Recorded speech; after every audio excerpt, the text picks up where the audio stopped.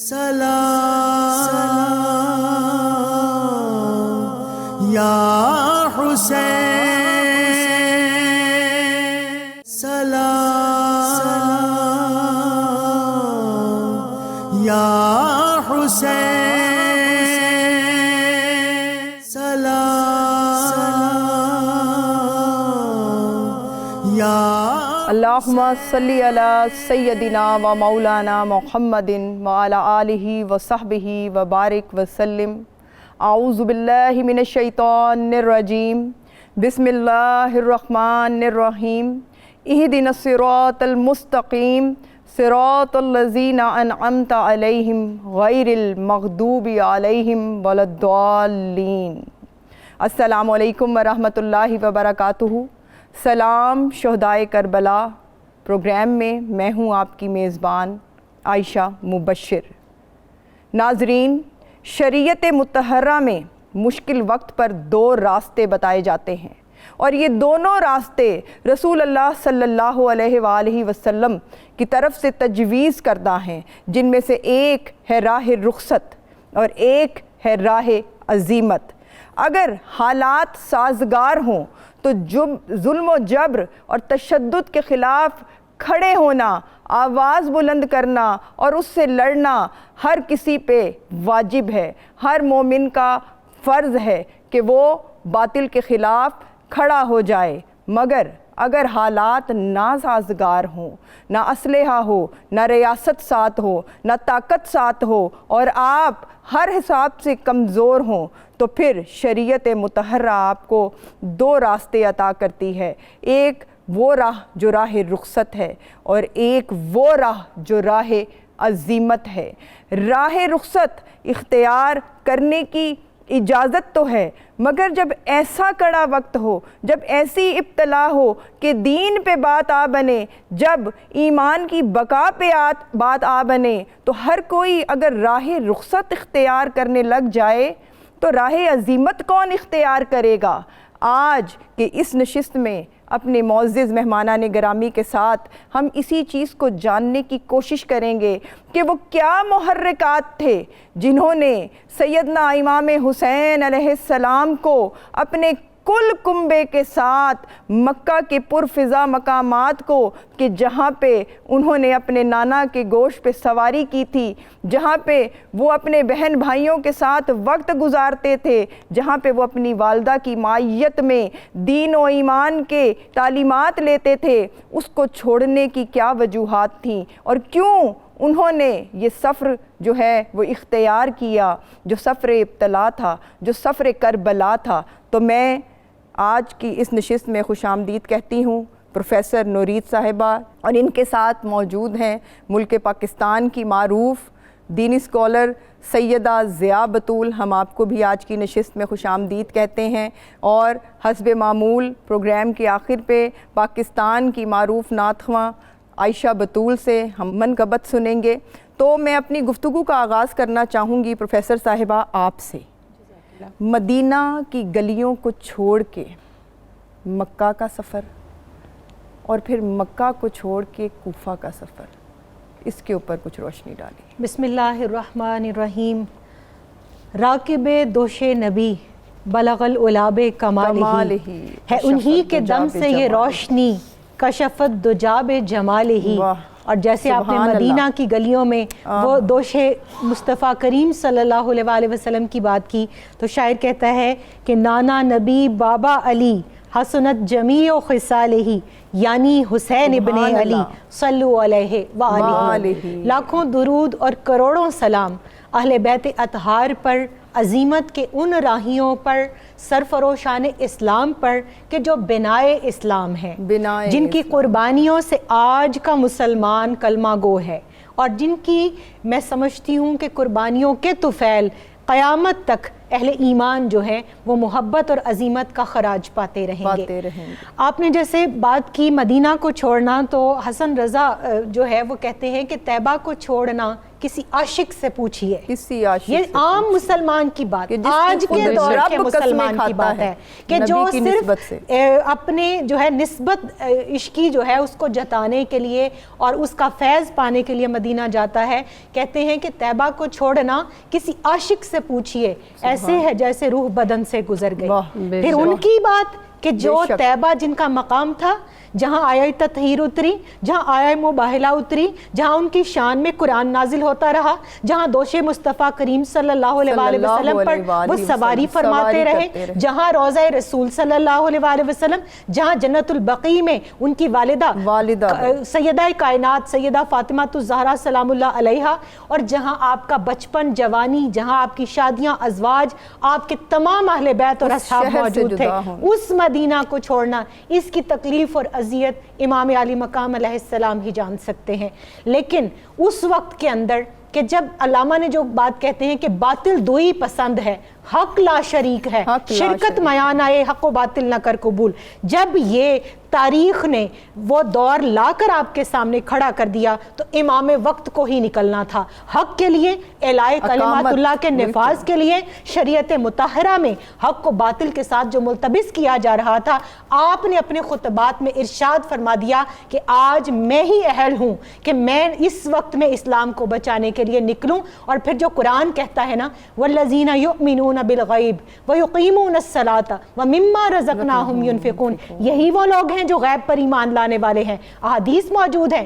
61 ہجری کا آغاز ہوگا، بنو امیہ کے اوباش نوجوان حاکم متمکن ہو جائیں گے اور وہ میرے اہل بیت اطہار کے ساتھ وہ سلوک کریں گے جو قیامت میں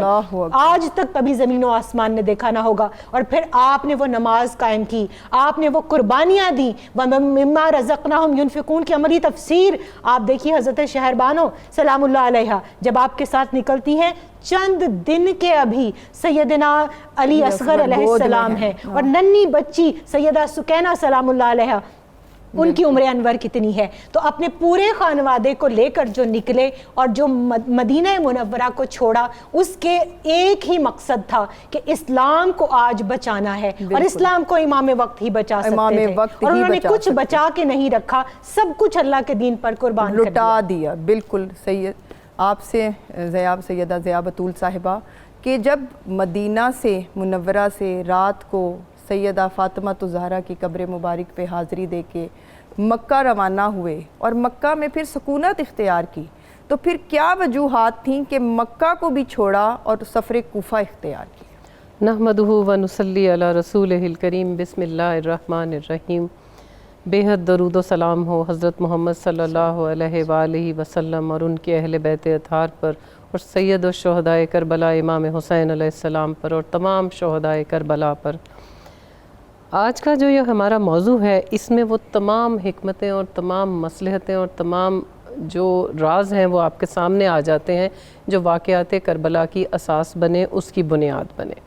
جو مدینہ کو چھوڑنا ہے وہ امام حسین علیہ السلام کے لیے یقیناً بے حد مشکل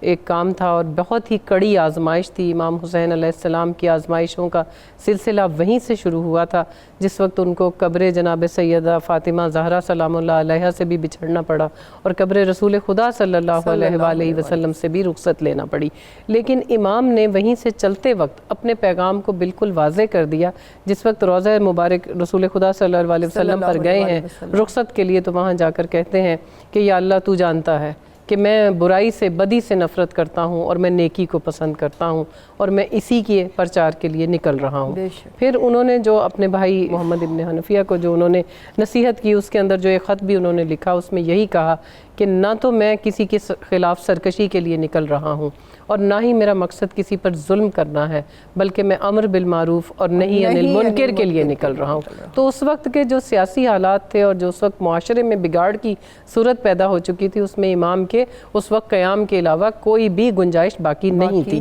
اس لیے کہ امت کی اصلاح کی ذمہ داری جہاں تمام عالم اسلام پر تھی، وہاں سب سے زیادہ امام حسین علیہ السلام کے اوپر تھی کہ وہ رسول خدا صلی اللہ علیہ وسلم کے نواسے تھے. اور یہی وہ وقت تھا جب انہوں نے ثابت کرنا تھا کہ کس طریقے سے، کیا تفسیر ہے اس کی کہ حسین منی وانا من الحسین، کہ میں حسین سے کیسے ہوں. تو اس وقت دین پر وہ وقت تھا کہ جب امام علی مقام کو قیام کرنا پڑا. آپ مکہ میں جب آئے ہیں 3 شعبہ شعبان کو آپ مکہ میں وارد ہوئے ہیں، اس کے بعد آپ نے 4 ماہ اور 4 راتیں 4 دن جو تھے وہ وہاں گزارے ہیں جی، اور 8 ذی الحج کو امام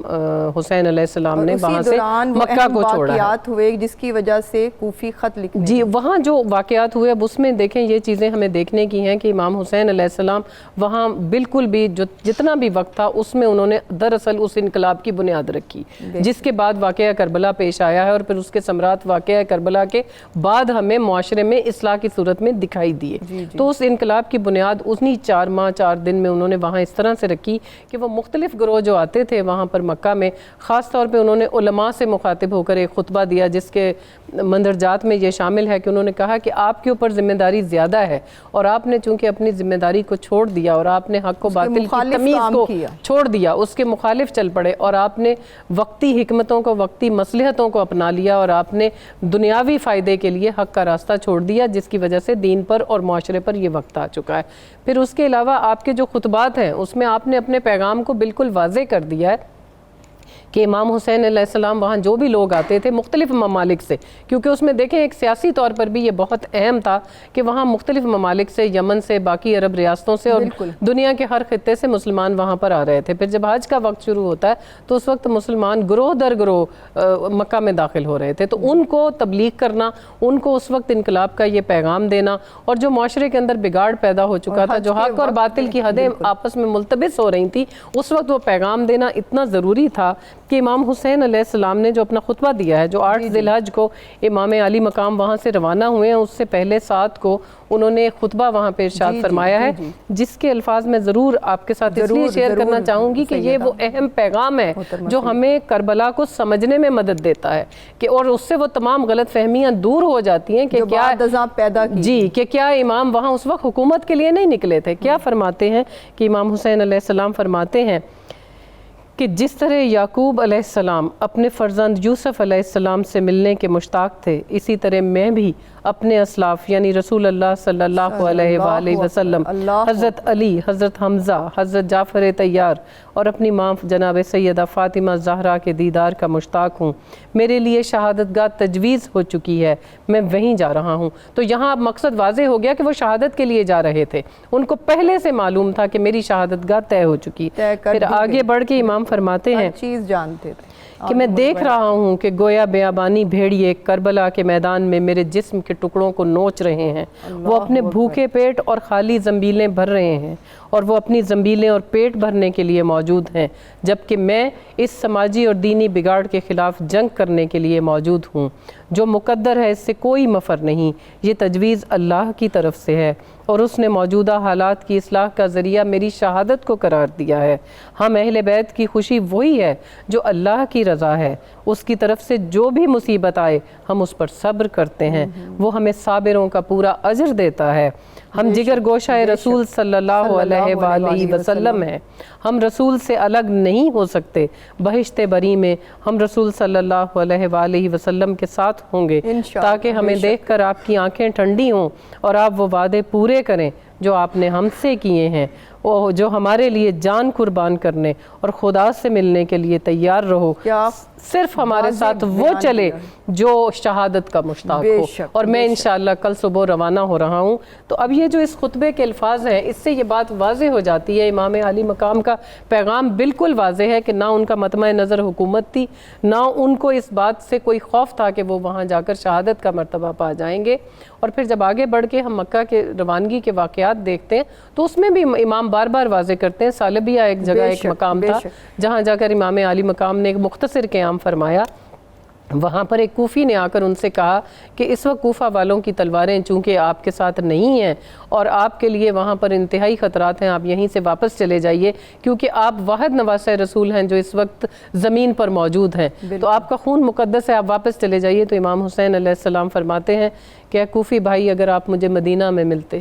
تو میں آپ کو اپنا گھر دکھاتا، وہ گھر دکھاتا جہاں جبرائیل علیہ السلام وہی لے کر آتے تھے۔ تو ایسا کیسے ممکن ہے کہ جو بات آپ جانتے ہیں وہ ہم نہ جانتے ہیں؟ ہم جانتے ہیں، لیکن اس وقت رضائے الہی یہی ہے، مشیت الہی یہی ہے کہ ہم اپنے گھر کو چھوڑ کر، میں اپنے کنبے اور اپنے اہل و عیال کو لے کر کربلا کے راستے پر روانہ ہو جاؤں۔ چلوں، راہ رخصت چھوڑ دی گئی، راہ عظیمت کے سفر کا آغاز ہوا۔ اس سفر کو مزید آگے بڑھائیں گے ایک مختصر سے بریک کے بعد۔ سلام یا حسین، سلام یا حسین، سلام یا حسین، سلام یا حسین، سلام یا۔ بریک کے بعد اپنے ناظرین کو سلام شہدائے کربلا کے سیٹ پر خوش آمدید کہتے ہیں۔ محترمہ پروفیسر نورید صاحبہ، راہ رخصت چھوڑ دی گئی، راہ عظیمت اختیار کر لی گئی۔ وہ مکہ کہ جس کے تقدس کی قسمیں قرآن کھاتا ہے،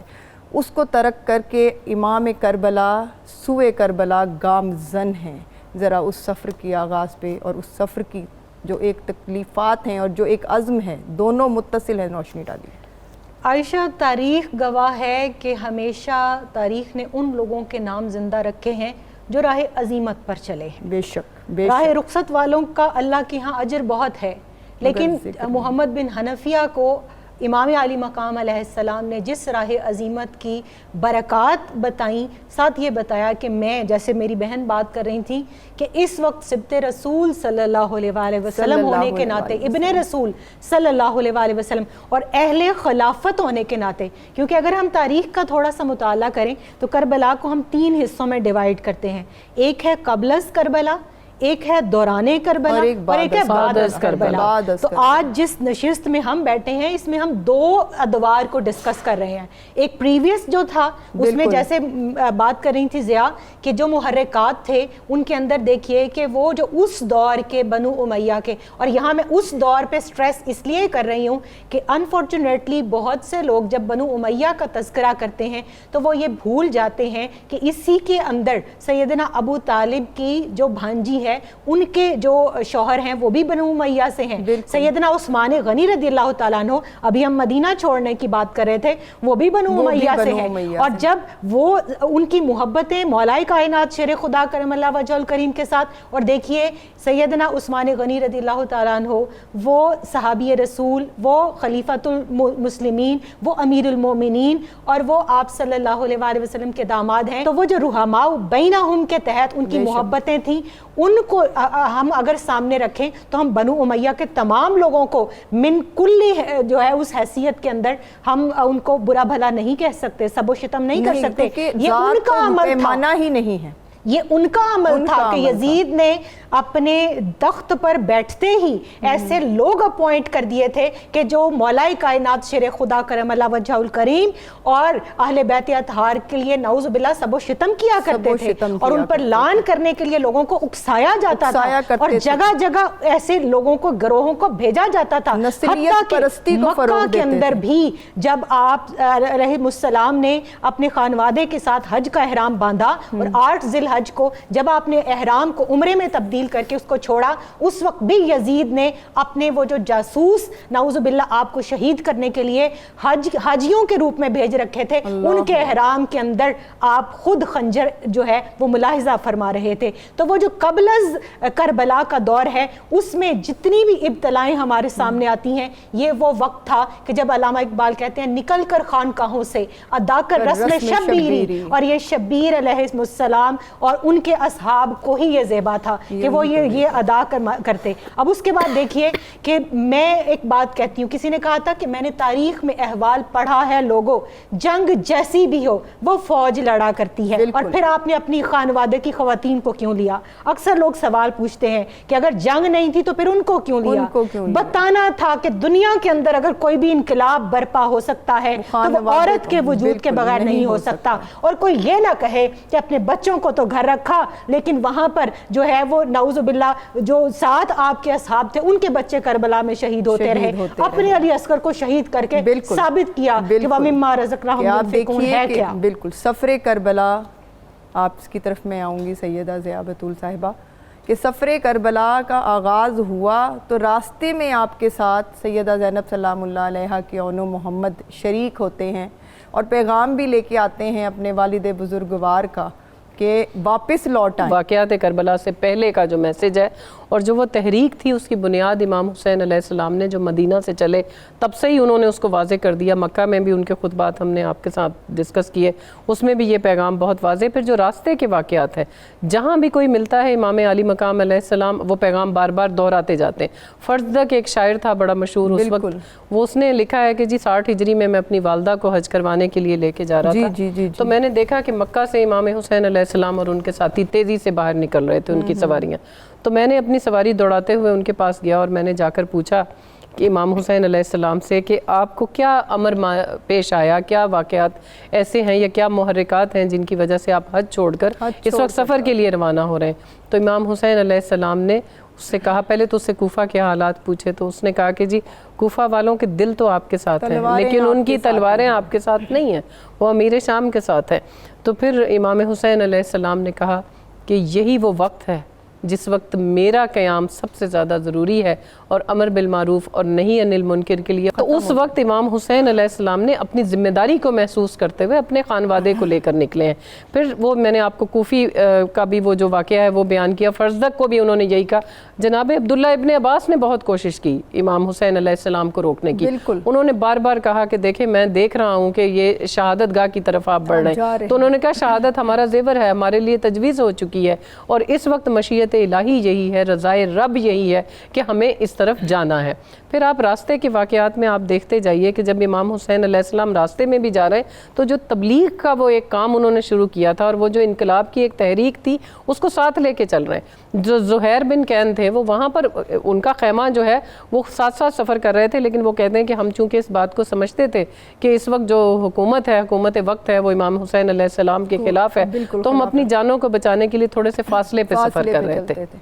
ایک مقام ایسا آیا جہاں مجبوراً ان کو اپنے خیمے امام حسین علیہ السلام کے خیموں کے سامنے لگانے پڑے۔ کہتے ہیں ہم کھانا کھا رہے تھے کہ امام حسین علیہ السلام کا ہمارے پاس قاصد آیا اور اس نے آ کے کہا کہ امام حسین علیہ السلام نے آپ کو سلام بھیجا ہے اور آپ کو یاد کیا ہے۔ تو وہ کہتے ہیں کہ ہماری حالت یہ ہو گئی کہ ہمارے ہاتھوں سے نوالے نیچے گر رہے تھے، لیکن میں امام حسین علیہ السلام، اس کی دیکھیں عورتوں کا کردار سامنے آتا ہے کہ اس کی بیوی جو خیمہ میں پردے میں تھی اس نے کہا کہ تم پر افسوس ہے کہ نواس رسول امام حسین علیہ السلام تمہیں بلا رہے ہیں اور تم یہاں جھجک رہے ہو، ابھی یہ سوچ رہے ہو کہ تمہیں جانا چاہیے یا نہیں۔ پھر وہ گیا ہے وہاں اور دیکھیں سیرت امام حسین علیہ السلام اور ان کے پیغام میں وہ تاثیر تھی کہ جب وہ واپس آیا تو اس کا چہرہ روشن تھا اور وہ بہت جوش میں دکھائی دے رہا تھا۔ اس نے آ کر اپنی بیوی سے کہا کہ میں تمہیں آزاد کرتا ہوں تاکہ تم واپس چلی جاؤ۔ اپنے ساتھیوں سے کہا جو جانا چاہتا ہے وہ چلا جائے، اور میں اپنے خیام اور اپنا سفر اب امام کے نام کر رہا ہوں، وہ اس لیے کہ مجھے میری شہادت کی خوشخبری مل چکی ہے۔ پھر اسی طرح وہاب کلبی، ان کی والدہ اور وہ صحرا میں آباد تھے، وہاب کلبی جو تھے وہ عیسائی اس سے تعلق تھا ان کا مذہب سے پہلے، اور پھر امام حسین علیہ السلام نے جب وہاں پیغام دیا ہے، وہ جب وہ واپس آئے صحرا میں گئے ہوئے تھے، واپس آئے دیکھا کہ ان کے خیمے کے ساتھ ایک چشمہ جاری ہے۔ اپنی والدہ سے پوچھا کہ یہ کیا ماجرا ہے؟ انہوں نے کہا ایک عظیم ہستی یہاں پر آئی ہے، ایک نورانی چہرے والا، اور اس نے اپنی عصا سے یہ چشمہ جو ہے جاری کیا ہے ہمارے لیے، جبکہ صحرا میں کہیں پانی نہیں ہے۔ چشمے تھے وہ کربلا میں بالکل، تو وہ انہوں نے کہا کہ جی میں تو اس عظیم ہستی کی زیارت کو ابھی جاؤں گا۔ فوراً اپنا خیمہ اٹھایا، اپنی والدہ کو امام علی مقام کے پاس پہنچے ہیں، امام کے ہاتھ پر اسلام قبول کیا ہے، اور پھر اپنی جان جو ہے وہ واقعات کربلا میں ہمیں ملتا ہے کہ وہاب کلبی نے کس جاں فشانی کے ساتھ قربانی دی ہے اپنی جان کی، اور ان کی والدہ اور وہ بھی قافلے میں شامل ہو گئے۔ کہا آپ نے کہ حق کا قافلہ روانہ ہو چکا ہے، بالکل، اور ایک ایک حق پرست اور حق شناس شامل ہوتے جا رہے ہیں۔ کسی کو پیغام بھیج کے بلایا ہے، کسی کو راستے میں بلایا ہے، اس طرح سے وہ جو قافلہ تھا جانثاروں کا، پھر آپ دیکھیں وہاں ایسے مقامات بھی آئے جہاں پر اس کی چھانٹی بھی ہوئی، کیونکہ جب آپ کو آزمائش ہوتی ہے، سفر حق میں آزمائش ہوتی ہے۔ جب ان کو اطلاع ملی ہے مسلم بن عقیل کی شہادت کی تو امام علی مقام علیہ السلام بہت زیادہ رنجیدہ ہوئے اس پر، کیونکہ سفیر امام حسین تھے مسلم بن عقیل، اور جس وقت مکہ سے چلے ہیں 8 ذی الحج کو امام علی مقام، اس وقت ان کے علم میں یہ بات نہیں تھی کہ مسلم کو شہید کر دیا گیا ہے۔ جب ان کو شہادت کا علم ہوا تو اس سے قبل آپ ایک خط لکھ چکے تھے، جی بالکل، کہ میں آ رہا ہوں، اور جب وہ اس وقت شہادت کی خبر ملی ہے تو امام حسین علیہ السلام کا انصاف بھی آپ دیکھیں عدالت کے بھی وہ معیار قائم کیے ہیں اس خانوادہ رسالت نے کہ اپنے ساتھیوں سے دوبارہ مخاطب ہوتے ہیں اور کہتے ہیں کہ اب بھی وقت ہے، اب پانسا پلٹ چکا ہے، زمانہ اپنی رفتار تیزی سے تبدیل کر رہا ہے. مسلم بن عقیل شہید کر دیے گئے ہیں. ہانی بن عروہ کی شہادت کی خبر بھی ان کو مل چکی تھی کہ ہانی بن عروہ اور مسلم بن عقیل کو شہید کر دیا گیا ہے. ان کی لاشیں بازاروں میں گھسیٹی جا رہی ہیں. اس لیے اب بھی وقت ہے تم میں سے وہ جو جان کی قربانی دینے سے خوف زدہ ہیں وہ میرے ساتھ نہ چلیں، وہ یہاں سے اپنا راستہ الگ کر لیں. تو امام علی مقام جہاں منزل متعین جہاں وہ بار بار اپنا پیغام پھیلا رہے تھے، وہاں ساتھ ساتھ ان مصفہ روحوں کو اور ان مصفہ ہستیوں کو، ان پاک و پاکیزہ ہستیوں کو بھی ان کی شناخت بھی ہمیں دیتے جا رہے تھے کہ وہ کون لوگ ہوتے ہیں جو اپنا اپنی ہر شے اپنا جان و مال دین حق کی راہ میں قربان کرنے کے لیے تیار رہے. یا حسین سلام، یا حسین سلام، یا حسین سلام، یا پروفیسر نورید صاحبہ، یہیں پہ ایک انتہائی اہم کردار شامل ہوتا ہے، حق شناسی جس کی روح کو ودیت ہوتی ہے، حر. کچھ اس کا ذکر ہو جائے. عائشہ، میں سمجھتی ہوں کہ جو پوری داستان کربلا ہے یہ 4 بنیادی کرداروں کے اوپر مشتمل ہے. ایک تو حق کا استعارہ، امام حسین علیہ السلام کا کردار جو قیامت تک حسینیت کی یاد دلاتا ہے، اور جس کے لیے وہ جوش ملیح آبادی نے کہا تھا کہ انسان کو بیدار تو ہو لینے دو، ہر قوم پکارے گی ہمارے حسین. جیسے ابھی بات ہو رہی تھی وہاب کی، تو وہ جو اسلام کے دامن میں آ کر پناہ لیتے ہیں وہ جذبہ کیا تھا؟ وہ جذبہ حق شناسی کی معرفت کا جذبہ تھا. تو یہ جذبہ آج کے دور میں بھی نان مسلمز کے اندر بھی پایا جاتا ہے. دوسرا جو جذبہ ہے وہ باطل کا استعارہ، جیسے کہ بات کر رہی تھی یزید ایک کردار ہے، یہ ایک پورا رویہ ہے جو ہمیں یہ نظر آتا ہے کہ بظاہر کلمہ لیکن اندر کھاتے اسلام سے دشمنی، اسلام سے بغض اور اسلام کی جڑوں کو کاٹنا اور اسلام سے غداری. میں غداری سے چھوٹے لفظ کے اوپر متفق نہیں ہوں. اچھا، اس کے بعد جو تیسرا جذبہ ہے وہ ایک کوفہ، جیسے مسلم بن عقیل علیہ السلام اور ان کے شہزادوں کی بات ہو رہی تھی، کوفہ کے اندر جائے کہ ہانی بن عروہ جیسے، طاع جیسے جو ہے وہ بہت وفا شناس لوگ اور وفا شعار بھی موجود تھے جنہوں نے اپنی وفا کی داستان رقم کی. لیکن کوفہ میں وہ کہتے ہیں نا کہ الناس علی دین ملوکہم، کہ جو میجورٹی ہوتی ہے وہ اتھارٹی ہوتی ہے، جو کل کا رویہ ہوتا ہے وہ عوام کا رویہ اس وقت میں کنسیڈر کیا جاتا ہے. تو وہ جو ایک منافقانہ، ایک جو خاموش رویہ تھا ظلم کو دیکھ کر اور پھر اپنی تلواروں، جیسے فرزدق کی بات ہو رہی تھی کہ تلواریں جن کی خاموش ہو گئیں، وہ کوفیانہ رویہ ہے جو ظلم کو دیکھ کر آج بھی ہمیں نظر آتا ہے خاموشی کا. اور جو چوتھی بات آپ نے کی وہ حضرت حر کا کردار ہے، تائبین کا کردار ہے، پلٹ کے آنے والوں کا کردار ہے. اور وہ جو معرفت شناسی، کسی نے بڑی خوبصورت بات کی تھی کہ بتا رہا ہے ریاست کو حر کا ٹھکرانا. ریاست کے احکامات اپنی جگہ، فوج لے کے نکلے ہیں اپنی جگہ، کنفرنٹریشن میں آئے ہیں وہ اپنی جگہ، لیکن وہ جو اللہ تعالیٰ نے ان کو جو عطا کی رجوع کی توفیق، اس کے لیے شاعر نے کہا کہ بتا رہا ہے ریاست کو حر کا ٹھکرانا، کرے ضمیر ملامت تو نوکری کیا ہے. اور پھر یہاں میں ایک وہ خطبے کے چند الفاظ جو ہے وہ ضرور پڑھوں گی کہ امام علی مقام علیہ السلام نے جب حر سامنے آیا مقام بیدا کے مقام پر، جب اس سے مخاطب ہوئے تو آپ نے یہ ارشاد فرمایا، اور میں یہاں ہر خطبے کے حوالے کے طور پر جو اس کا ایک مغز ہے وہ یہ ہے کہ چونکہ اس دور کے اندر معرفت اہل بیت کو چھپایا جا رہا تھا اور اس کو نعوذ باللہ بگاڑنے کی کوشش کی جا رہی تھی، اس لیے آپ نے اپنا اور اپنے خانوادے کا تعارف کرایا. دوسری وہ بات جو میری بہن کر رہی تھی، مقصد کی پہچان کرائی کہ ہم کون ہیں اور کیوں نکلے ہیں. اس خطبے میں بھی دیکھیے آپ فرماتے ہیں اے لوگو بے شک رسول اللہ صلی اللہ علیہ وسلم نے فرمایا کہ تم میں سے جو بھی ایک جابر و ظالم حکمران کو دیکھ لے جو خدا کے حرام کو حلال کرتا ہے اور خدا کے ساتھ اپنے عہد کو پامال کرتا ہے، نبی کی سنت کی خلاف ورزی کرتا ہے اور بندگان خدا کے درمیان ظلم و ستم کو روا رکھتا ہے، اور وہ شخص خاموشی اختیار کرے اور زبانی کلامی طور پر اس جابر حکمران پر ملامت نہ کرے، تو یہ خدا پر واجب ہے کہ اس خاموش مسلمان کو اسی طرح ظالم حکمران جیسی سزا دے اور قیامت میں اس کو اسی کے ساتھ محشور اور جہنم وارد کرے۔ اب یہاں آپ طے فرما رہے ہیں کہ جو خاموش رہیں گے، جو پیچھے رہیں گے، حدیث رسول صلی اللہ علیہ وسلم کے تحت وہ سفینہ نوح میں جو ہے سوار نہیں ہو سکتے، وہ بچ نہیں سکتے، وہ برباد ہو جائیں گے، اور بچیں گے وہ جو بظاہر تو شہید ہو جائیں گے، زندگی ان کی بظاہر تو ختم ہو جائے گی لیکن قرآن کی نص سے حیات جاودانی ان کو عطا کر دی جائے گی، اور ان کا پیغام بھی ہمیشہ زندہ و جاوید رہے گا۔ بے شک کیا خوبصورت ذکر حر تھا کہ وہ فنا جو بقا کی ضامن ہے۔ اس خوبصورت ذکر سے دوبارہ جڑیں گے ایک مختصر سے وقفے کے بعد۔ سلام یا حسین، سلام یا حسین، سلام یا حسین، سلام یا حسین، سلام یا۔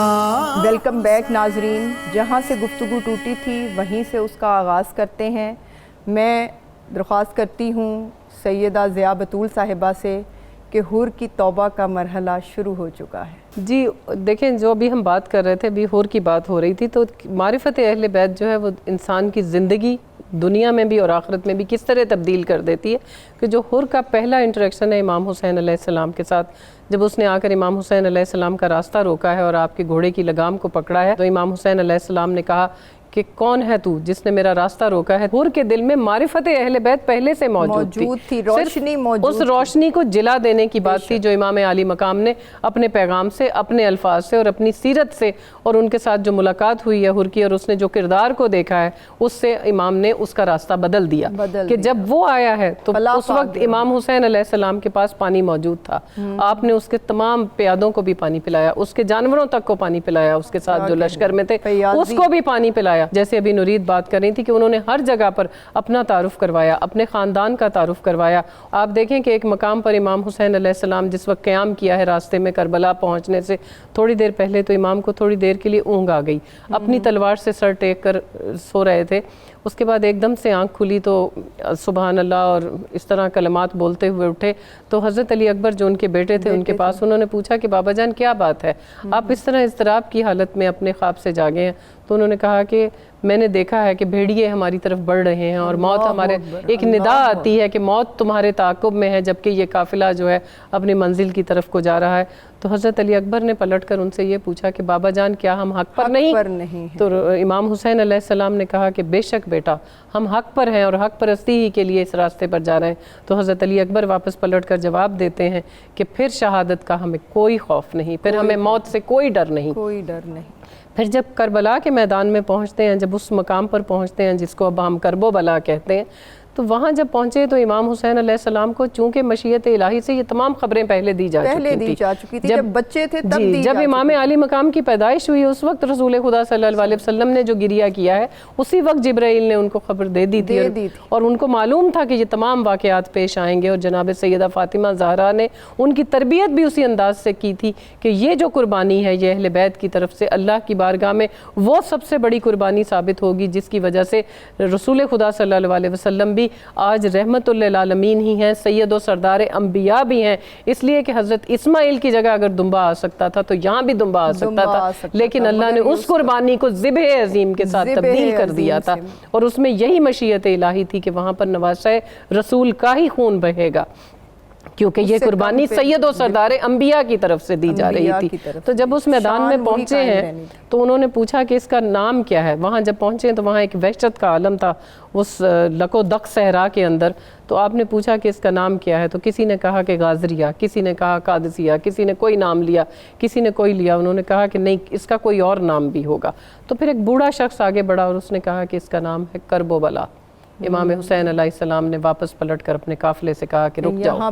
ہماری منزل آ گئی ہے, اپنے خیمے ہم یہی نصب کریں گے. تو 2 محرم کو امام حسین علیہ السلام جو ہیں ان کا ورود ہوا ہے کربلا کے اندر, ان کی آمد ہوئی ہے. وہ جگہ خریدی گئی تھی اور اس کے عوض انہوں نے اس قبیلہ بنی اسد جس کی وہ جاگیر تھی ان سے کہا کہ اس کے بدلے میں اور تم سے کچھ نہیں مانگتا, کچھ دنوں میں ہم یہاں شہید ہو جائیں گے, شہادت کے مرتبے کو پائیں گے. تو آپ لوگ ایک تو ہماری جو میتیں ہوں گی ان کی تدفین کر دینا, اور دوسرے اس کے بعد جو کوئی زائر یہاں آئیں, جو کوئی ہماری زیارت کو آئیں گے یا ہمارے چاہنے والے ہماری یاد میں ہماری قبروں پر آئیں تو ان کی مہمان نوازی کرنا فقط 3 دن کے لیے. یہ ایک درخواست تھی امام کی, اور آپ نے وہ زمین خرید کر واپس قبیلہ بنی اسد کو دے دی. تو وہ اپنی وہ زمین کے وہ پیغام دیکھیں انہوں نے کیا دیا ہے کہ وہ گھرانہ ہے کہ جس کو بعد از شہادت بھی ان کا فکر ہے, جو ان کے محبین ہیں, جو ان سے محبت رکھتے ہیں, جو وہاں آئیں بھی تو کسی تکلیف سے دوچار نہ ہو. کیا روح پرور سفر تھا کہ چراغ بجھتے رہے, موقع دیا جاتا رہا, مگر متلاشیان حق جس راہ پہ ایک دفعہ قدم ڈال دیں وہ حق کی بنا کو قائم کیے بغیر واپس نہیں لوٹتے. پروگرام کے آخر پہ میں درخواست کرتی ہوں ملک پاکستان کی معروف نعت خواں محترمہ عائشہ بطول سے کہ وہ منقبت پیش کریں. مصطفیٰ کا ہے نواسا کربلا میں آ گیا, مصطفیٰ کا ہے نواسا کربلا میں آ گیا, چھوڑ کر مکہ و طیبہ کربلا میں آ گیا, چھوڑ کر مکہ و طیبہ کربلا میں آ گیا. وہ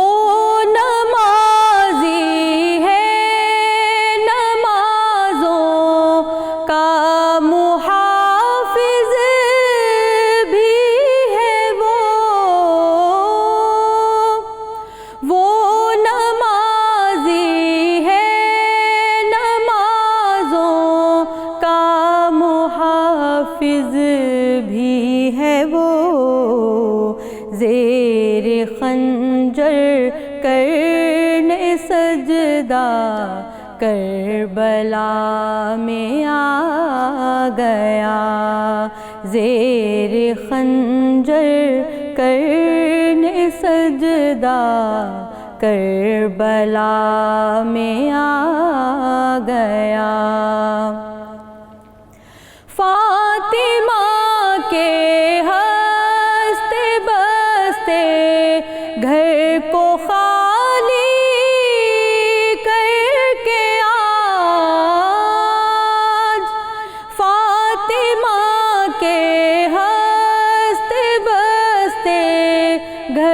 کو خالی کر کے آج چھوڑ کر معصوم صغرا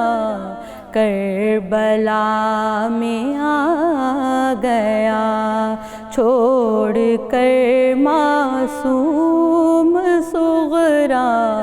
کربلا میں آ گیا.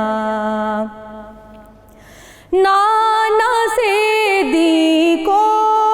بچانے کا تھا جو وعدہ کیا, نانا سیدی کو